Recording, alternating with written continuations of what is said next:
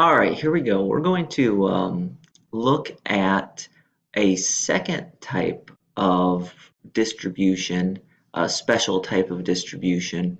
Remember in 4.2 notes, we looked at the binomial distribution. That came out of a binomial experiment. Now we're going to look at the geometric distribution. And again, we're doing this so that we can see an example of a discrete distribution, and also we're going to look at some shortcuts that we can get. All right, so now if you remember, the big thing about a binomial distribution is we had a fixed number of experiments where each time was independent. In the geometric distribution, in the geometric experiment, what we're going to do is we're going to do an experiment over and over and over until we get a success. Now we're going to keep independence also, so it's going to be things like flipping a coin, rolling a die, the same sort of scenarios we did with the binomial, but with the binomial we had the option of getting 0 successes. Now we're going to say, well, once we get 1 success, we stop. All right, so we do the experiment over and over and over. Once we hit a success, we stop, and that's what we're looking for. So, for instance, if we were to flip a coin until we got ahead, that would be a geometric experiment, geometric distribution. It would yield a geometric distribution. So instead of flipping a coin 5 times like we did in the binomial example, we're going to flip a coin all the way up until we hit what we're looking for, in this case ahead. So just like the binomial experiment, a geometric experiment is going to have 4 requirements.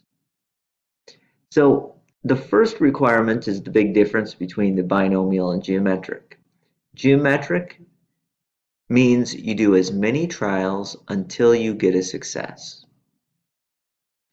But we're still going to be in a scenario where all of our trials only have 2 outcomes. One outcome we're going to again call success, the other we're going to call failure.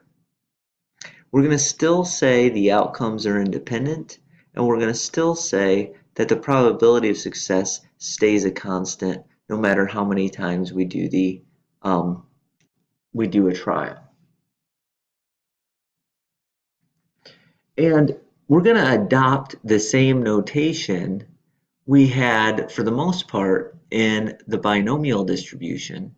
When we have a geometric distribution, since we have 2 outcomes again for each trial, we're going to still use lowercase p and lowercase q for the probability of success and the probability of failure, respectively.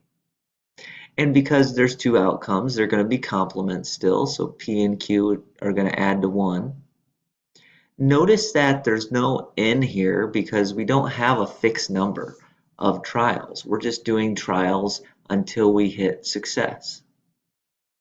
And so with that, our x, our big variable here, is going to be the number of rolls until we hit a success. Excuse me. So with this notation, what would we have? If we flipped a coin until we got ahead, well, flipping a coin until we get ahead, well, probability of success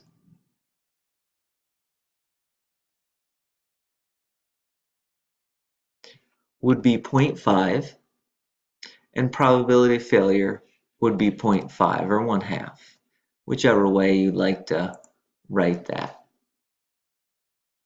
Let's look at the second example. The second example would be something like this. Let's take our statistic we found in the last section. We said about 6% of Palestinians have a favorable view of ISIS. At least that was true in 2015.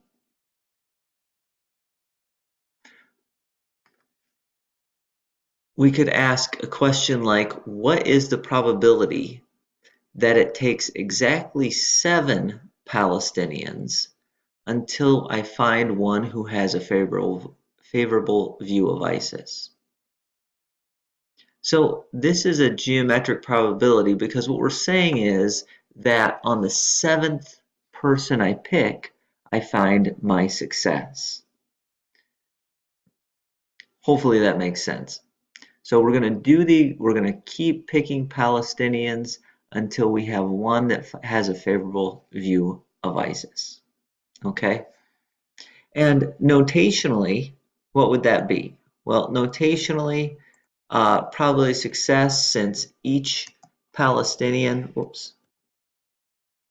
has a 6% chance of liking ISIS, and I'm looking for one that likes ISIS, my probability of success would be 0.06. My probability of failure would be 0.94. Okay. Now think about that question really quickly. What is the probability that it takes exactly 7 until I find one who has a favorable view of ISIS? So we're going to pick Palestinians one by one. And when it says exactly 7, that basically means that I have 6 failures in a row, and then on the 7th, I get my success. So we can think of that in terms of independent multiplication. It's failure 6 times in a row multiplied by itself and then multiplied by one success. So that would be the probability that the 7th is favorable, or excuse me, that the 7th person that's picked has a favorable view of ISIS and that nobody before them had a favorable view of ISIS. Now, this is just one probability to calculate. We could do this by hand. Notice there's just one sequence here. So we take 0.94 6 times in a row, and then we multiply by 0.06 once. We just said failure has probability 0.94, so we multiply that 4 times in a row, and then success once. And if you do this on your calculator, you'd end up with 0.04139 blah, blah, blah. All right. Hopefully that makes sense. Let me go through this. So if I thought about finding the probability of that sequence, what I would do is I would take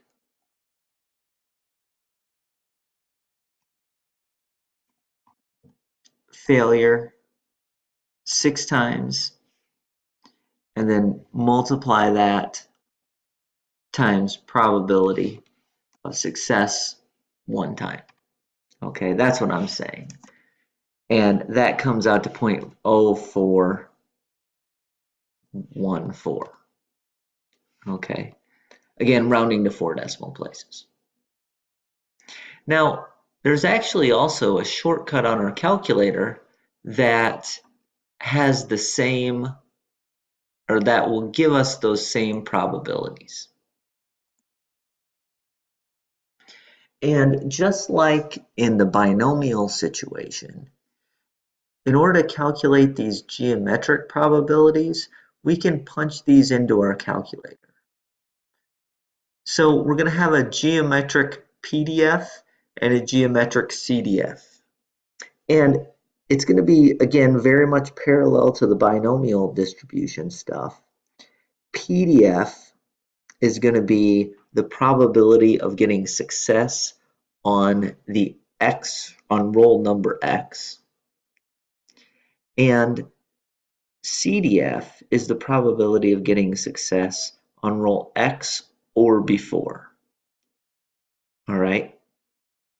So if I would revisit the problem I just did, in other words, this Palestinian problem, well, I could use a geometric PDF to find that. Now, again, quickly, if we're looking for this on our calculator, it's the exact same place as it was before. what I have there is typed in my probability. So I'm going to go to my distribution menu. Hopefully you remember what that is. Distribution menu. There. So second and distribution. And if you scroll down far enough, you'll see the geometric, right below the binomial. So we have binomials and then Poissons and then geometric. So we're going to go geometric PDF. And if you notice, my calculator is on the stats mode.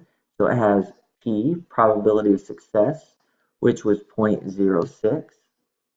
And then the X value, which we said we wanted to find the success on the 7th roll. So we're going to take 0.06, and the X value is going to be on the 7th roll. Hit enter.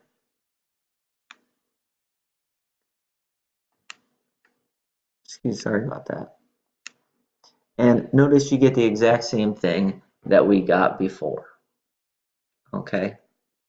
So, and we saw that the geometric CDF is right below that too. So let's go ahead and use this geometric PDF and geometric CDF in order to figure things out. Now, you saw me type this into the one with the stat mode, excuse me, with the stats wizards on. And if you didn't have the stats wizards, you would just say geometric PDF. You'd place the probability of success and then the X value that you're looking for. Same thing with CDF. The only inputs are probability of success and then the X value that we're looking for. So let's do a dice example.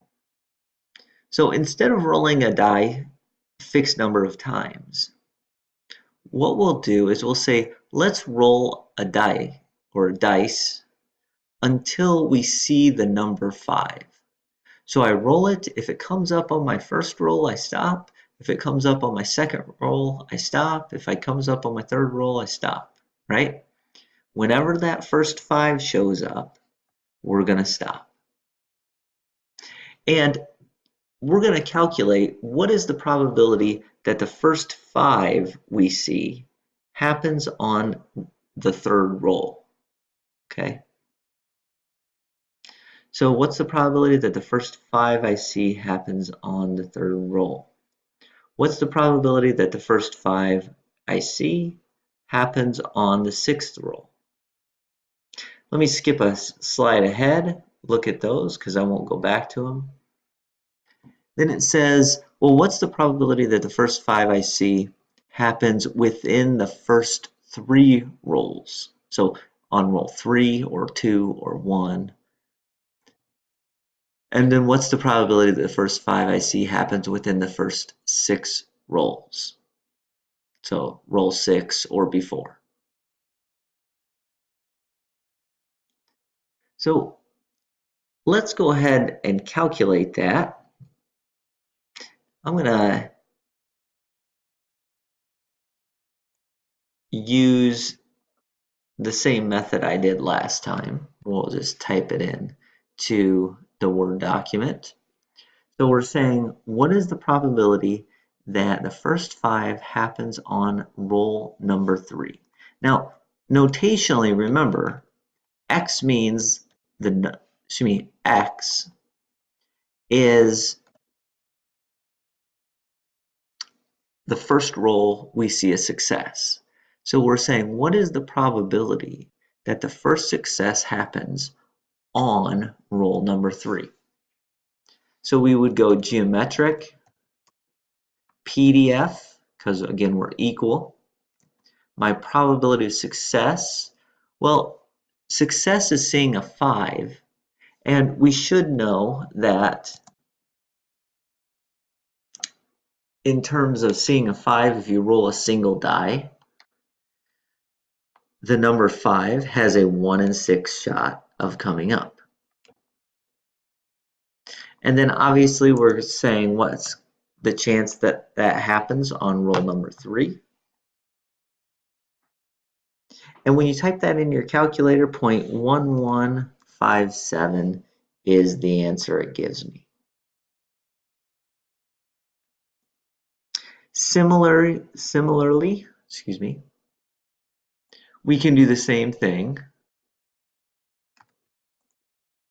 for this second problem. The only difference is we're talking about the 6th roll instead of the 3rd roll. So what's the probability that success happens on roll number 6, or the first success happens, I should say, on roll number 6? What you'll notice is that the chance goes down, 0.06697. So, oops, I'm sorry. That 69 would round up to 70, so 0.0670 would be that probability. Now, when you do the next problem, this is where we're going to have to use CDF. Within the first 3 rolls, well, probability that the number of success happens on roll 3 or fewer. Let me pick, well, so less than or equal to 3. So we're going to go geometric CDF 1/6, comma 3. And again, that's in the distribution menu. In my calculator, it's letter F, probability of success, and X value are always what you're typing into that. Notice it's 0.4213 when I round it to 4 decimal places. So hopefully that idea makes sense, that that's what we're doing. Lastly,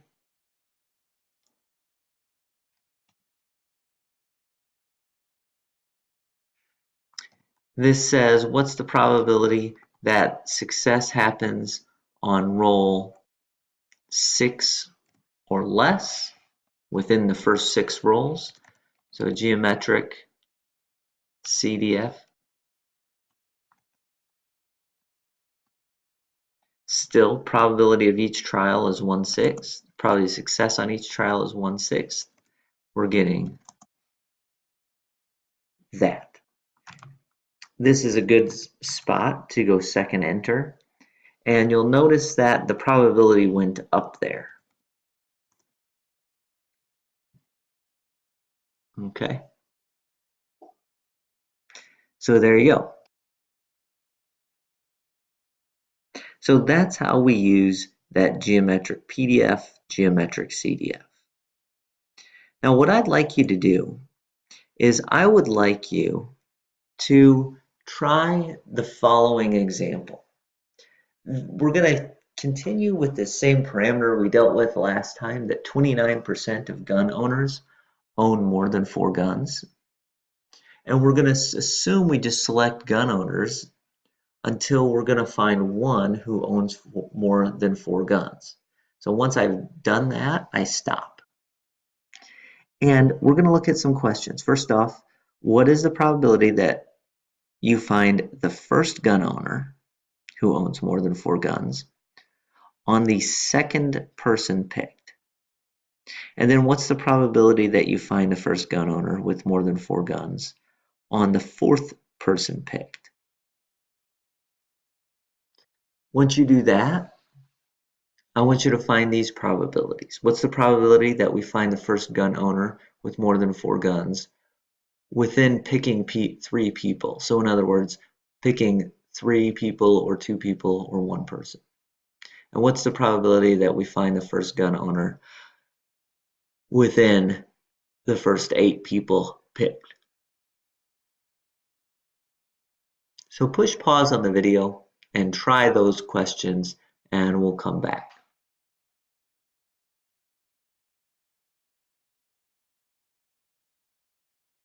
All right, so hopefully you did that on your own.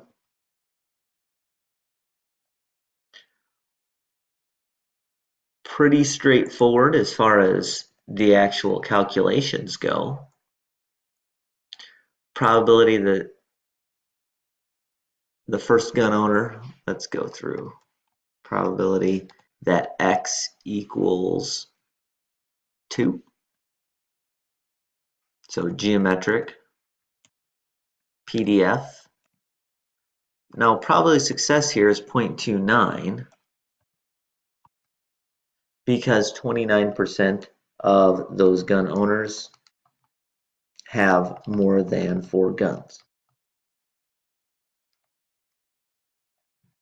So I got 0.2059, rounding to 4 decimal places. Similarly, this second problem is also a PDF, a geometric PDF.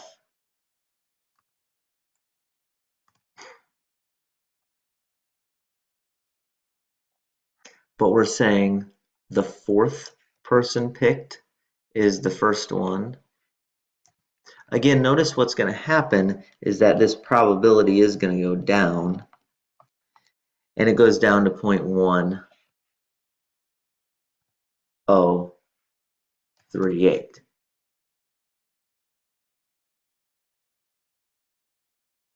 Okay. Within the first 3 people, so on success happens on person 3 or less. So we're going to switch that PDF to a CDF. We're still going to keep 0.29 as our probabilities of success. Within the first 3 people just means less than or equal to person number 3. And that goes to 0.6421.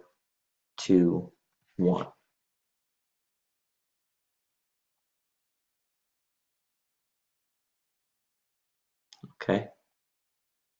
And lastly, within the first 8 people, it's basically the exact same problem here to find this probability, except we're using less than or equal to 8. So we're going to go a CDF again, less than or equal to 8. And the probability, when you type that into your calculator, comes up as 0.9354. Keep doing that. All right. So hopefully that all makes sense. Hopefully that the difference between finding using PDFs and using CDFs. CDFs is that many or fewer. PDF is the first success happens on exactly that number. All right. And then we had failures before it, obviously. But by the way, just as a note, it should make sense why, as we did more, it's less likely. In other words, as we do, why the chance that we get the first gun owner on person number 4 is less likely than person number 2. Okay? If you think about it, the reason why that's happening is because on this first one, when we had person number 2, we would get 1 failure, then 1 success. So we would have taken 0.71 and multiplied it times 0.29. Well, when we did 4 people, so in other words, when the first success happened on the 4th person, what would that have done? It would have had 0.71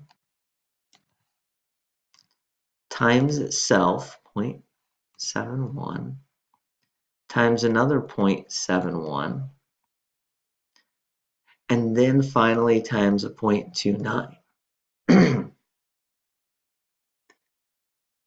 So it's more likely that the probability is higher,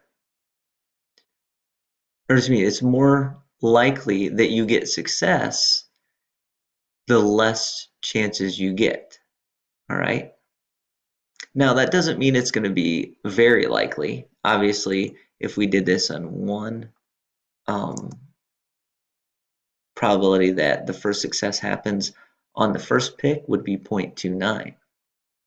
But the point is, when you multiply by 0.71 times 0.71, your answer is going to go down because you're multiplying by a number which is between 0 and 1. Anytime you multiply by a number which is less than 1 in absolute value, then the absolute value of your answer is going to go down. Okay. And now obviously when it says within the first 8 versus within the first 3, well, within the first 8 has all of the sequences that are within the first 3, right? So if I listed out the sequences that were in the first 3, you could have success on the first time, you could have a failure then a success, or you could have 2 failures and then a success. That would be all the choices for the first 3. Well, those would be all the choice, those would be in with the choices of sequences within 8 as well.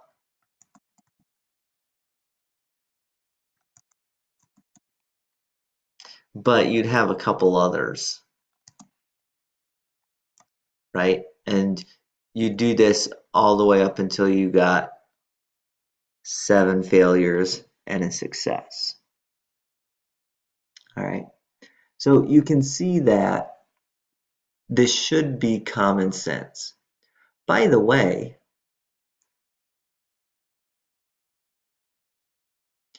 we didn't go over a lot of histogram stuff.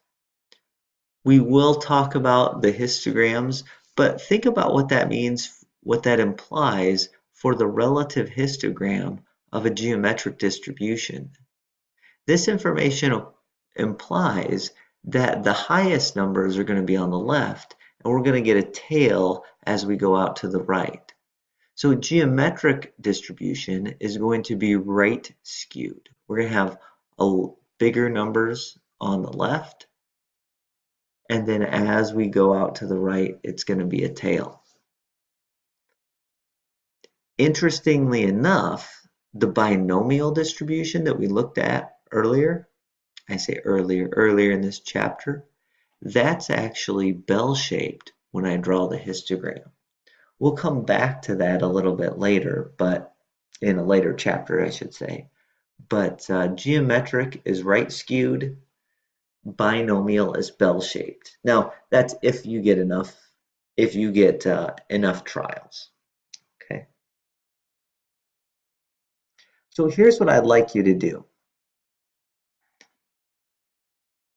Let's say we went to the casino and we're trying to be smarter than the casino.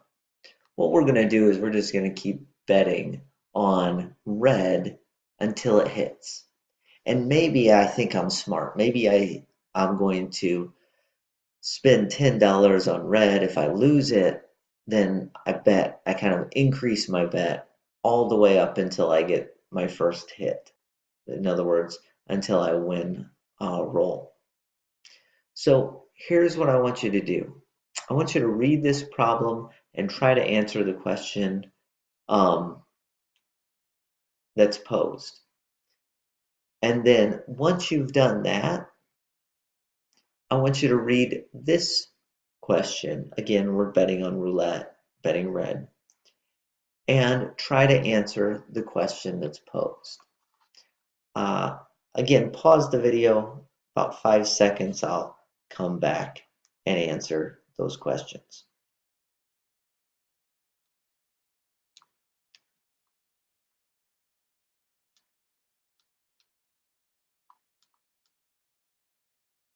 All right, so hopefully you did that. Again, that's opportunity to practice. That's a big part of actually doing well in the class. Do pause the videos, do practice. But what we would what hopefully you came up with is that the probability of success happening for the first time on roll number 3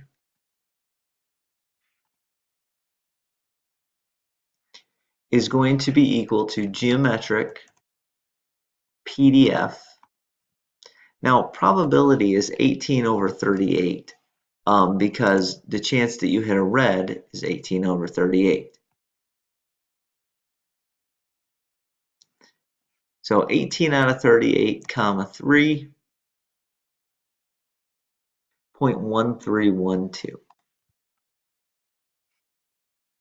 Again, that's just typing that into my calculators. What's the probability that things happen within the first 6 rolls? Well, again, similarly, probability x less than or equal to 6. So we're going to go geometric CDF 18 over 38, comma 6. And I got 0.9786. Oh, I'm sorry, 9787. Now, notice what that implies. That means basically we have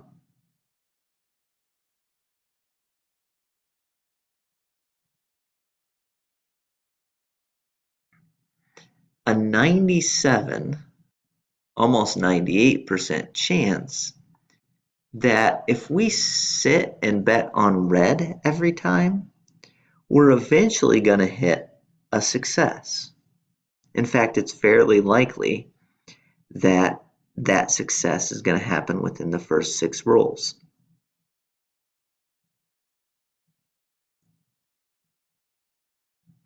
So the implication is, while we're not likely to win on one roll, it is fairly likely that I see a success in the first 6 rolls. By the way, that's by design. Okay, you have about an 85% chance that you see it within the first 3 rolls. If you change this 6 to a 3, again, I'm using CDF, you'd have about an 85% chance. The chance that you get a success within the first 2 rolls is about 72%. So it's fairly likely that you're going to see some successes pretty early on if you're betting on roulette. That does not mean that it's a guarantee. So if you kept saying, well, I'm going to put $10 down, and if I lose, I'll just double it. Well, if you're in that 2% chance, you've doubled it 6 times. That's a pretty big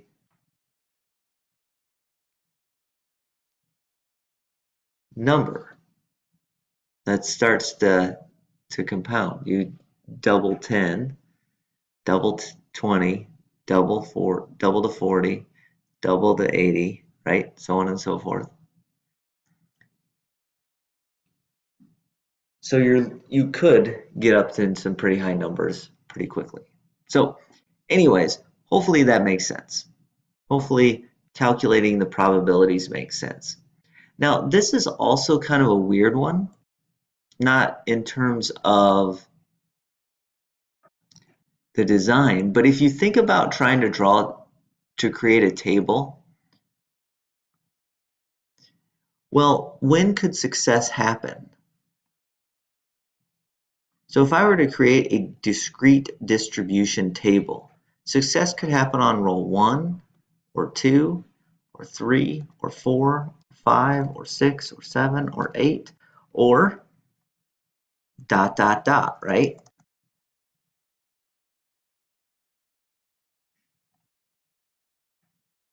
This table would actually go on to infinity. Now, it's still discrete because we only have whole numbers. We have accounting numbers available, but it goes on forever.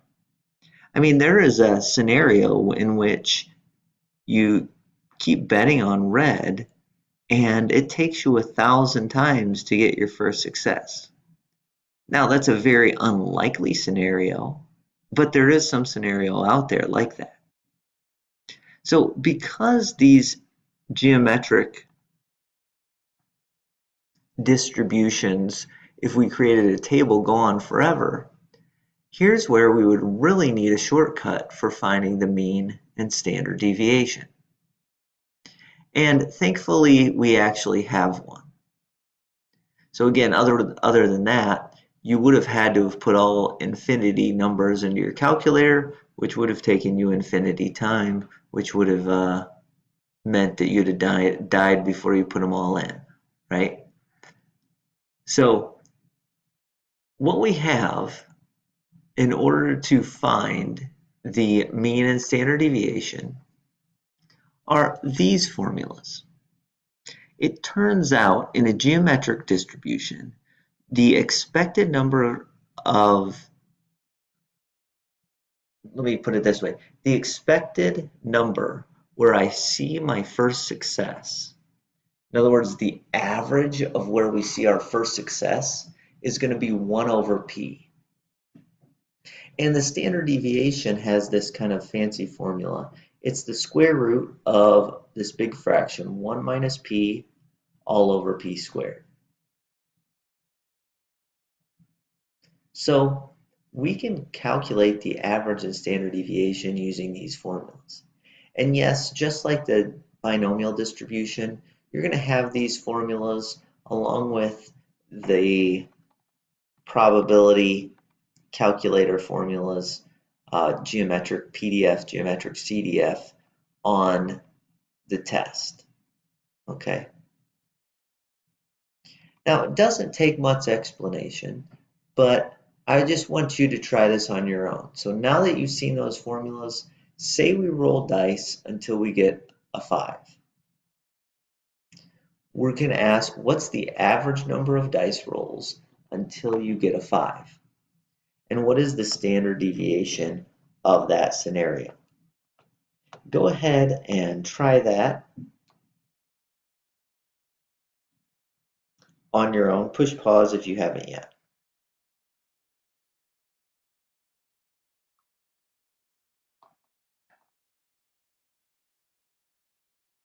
All right, so hopefully you did that. Average number of dice rolls until we see a 5. Well, basically,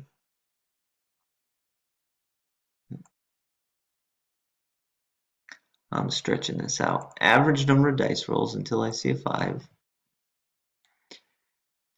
Well, the expected value, which again is also the average, doesn't matter which notation you go, is going to be, the formula says 1 over p. So I can take 1 over, what's the probability of rolling a 5 in one trial? It would be 1/6. Now, this is an important aspect of what we're doing here. When you write 1 divided by 1/6 into your calculator, make sure you actually have parentheses around the denominator. because if we don't have parentheses around the denominator, things are going to go a little bit haywire. All right, it's not going to recognize what's happening. You're going to get, if you didn't put parentheses in, you'll probably get a 0.166666. In fact, you should have gotten just the number 6. So the average number of rolls it takes to see a 5 is 6. Okay? Now that makes sense, right? Hopefully that if 5 comes up 1 in 6 chances, the average number it takes to find a 5 is 6. Now that's not a guarantee we're going to find a 5 in 6 rolls. Sometimes it happens, sometimes it doesn't. But again, it's average. All right, let's talk about standard deviation real quick. Standard deviation, and again, we're going to use population standard deviation. All probability distributions, when we talk about standard deviation, use population standard deviation. So what do we need? Again, when you type this in, 1 minus 1/6, put that thing in parentheses on the top of your fraction, and then when you divide 1/6 squared,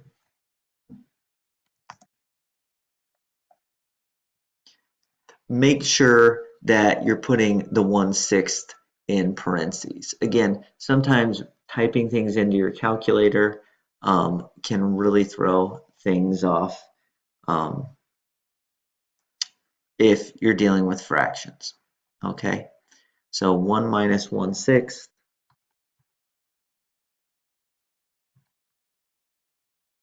on top in parentheses divided by in parentheses 1/6 squared. I got 5.48. Again, we're going to round this to 2 decimal places because that's what we do with standard deviations and means, and we go out to 4 decimal places like we did up here when I dealt with probabilities. Okay? So what I'd like you to do is on your own, again, let's do the average number or the expected number of gun owners we need to sample until we find at one who owns more than 4 guns, and then find the standard deviation for this scenario. Again, push pause on the video and then we'll do this.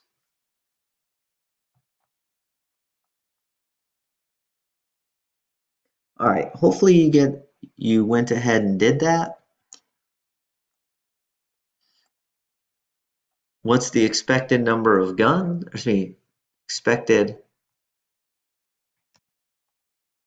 number of gun owners you need to sample till we find one?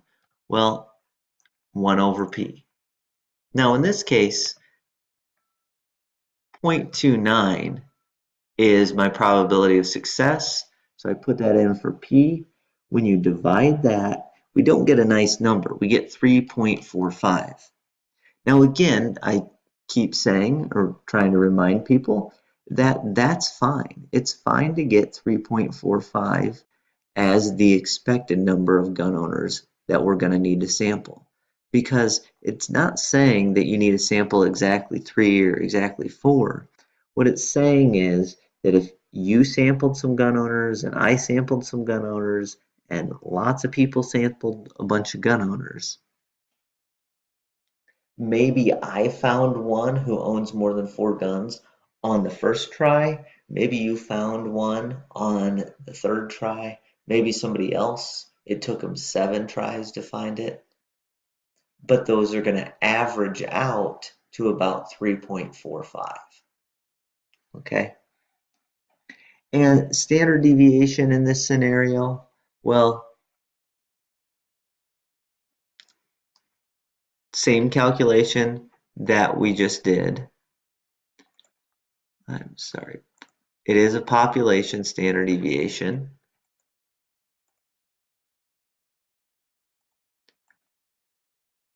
in parentheses on the top, 1 minus 0.29, and in the denominator, 0.29 to the second power. Again, don't forget that formula is going to be given to you, so it's not something to be remembered 1 minus, but you do need to remember how to type things in so you don't screw it up. Okay, so type it in correctly into your calculator. Make sure you have the right parentheses, things of that nature. And what I got is 2.91. Okay. All right, so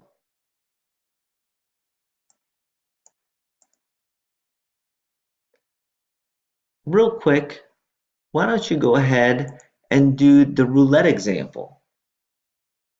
Push pause and come back in just a moment.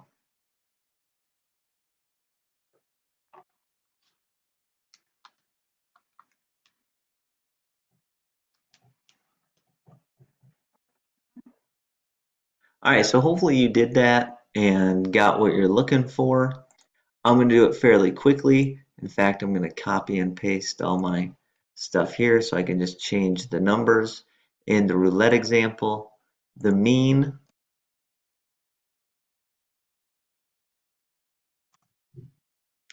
or expected value, doesn't matter if you write mean or expected value,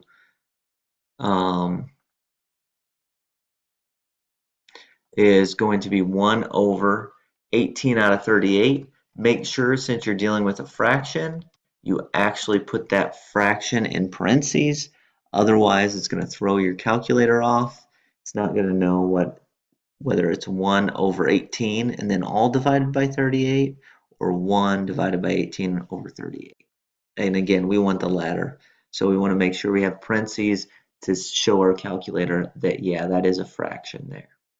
I got 2.11 as the answer to what is the average number of rolls until you hit a red. Notice that's just a little bit over 2.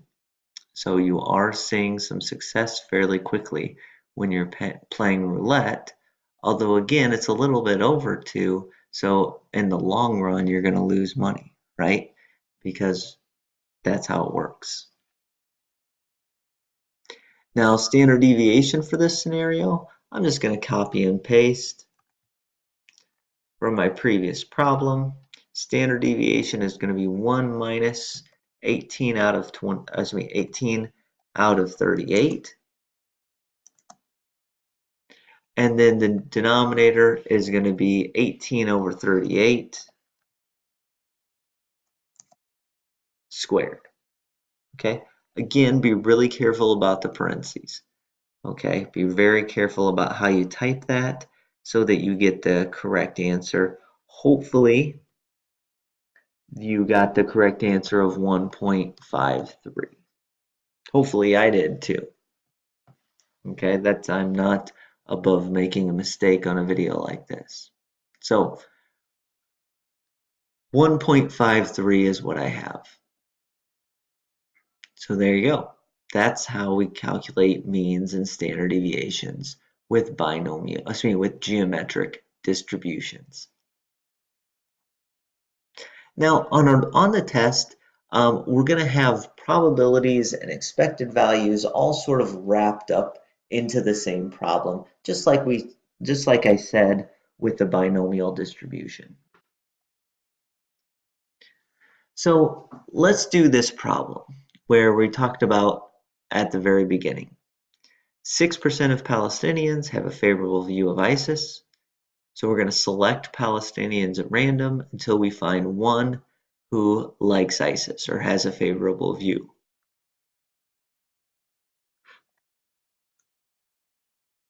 And what a standard question is going to look like this for the geometric distribution examples. What is the probability that the 5th person you pick is the first one you find that likes ISIS? What's the probability that the first Palestinian you find who likes ISIS occurs in the first 30 people, within the first 30 people. And then let's find the expected number and the standard deviation of this scenario. So why don't you go ahead and push pause on this, calculate what you need to calculate, and then come back and figure it out.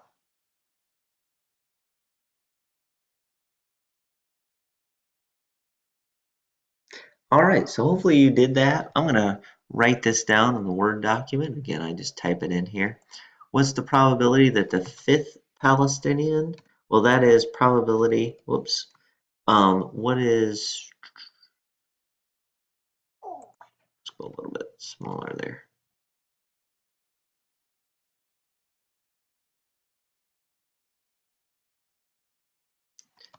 Probability that x is equal to 5 in a geometric distribution. So that's geometric PDF. And my inputs are 0.06, 5. Once I did that, I got 0.0468.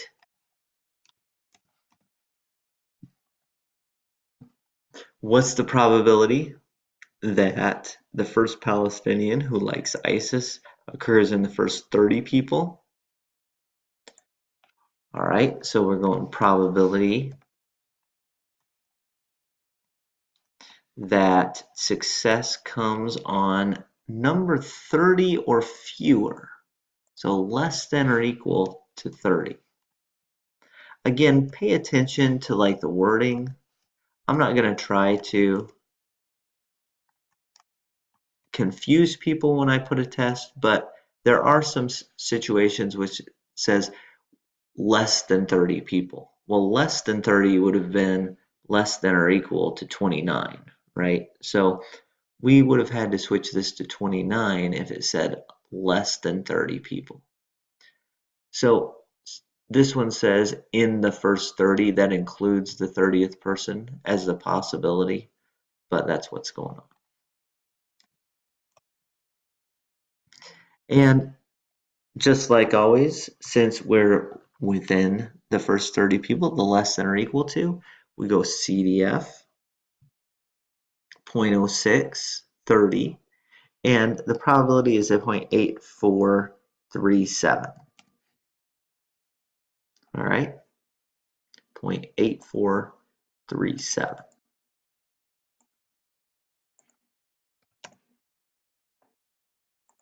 There we go.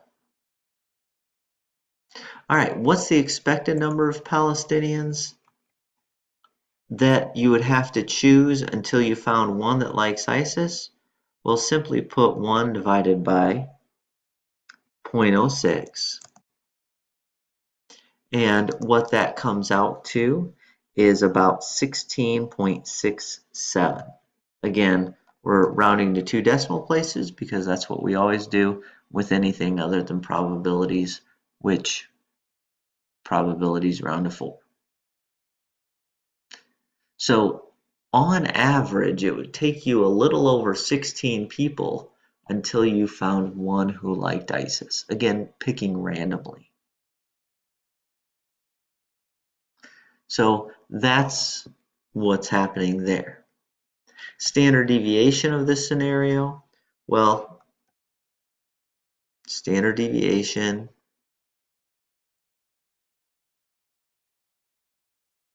is equal to, actually, let's go a little bit bigger.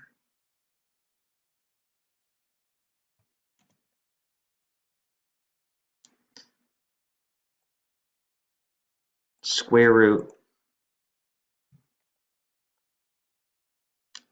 on top, we're going to go 1 minus 0.06, 1 minus p divided by p squared. So 1 minus 0.06 divided by 0.06 squared. And that turns out to be 16.16. Notice that that's fairly close to right here, right? Almost my my standard deviation is almost as big as my average. So 16.16. And that's what a typical problem is going to look like. It might have more probability examples, but it'll have a bunch of probability examples, and then you'll find the mean and standard deviation. All right. So that wraps it up for chapter 4, material-wise. Once at this point, there's going to be a test over chapters 3 and 4. And so you'll take the test, and then it turns out we skipped chapter 5. So the next chapter we're going to go into in depth is chapter 6.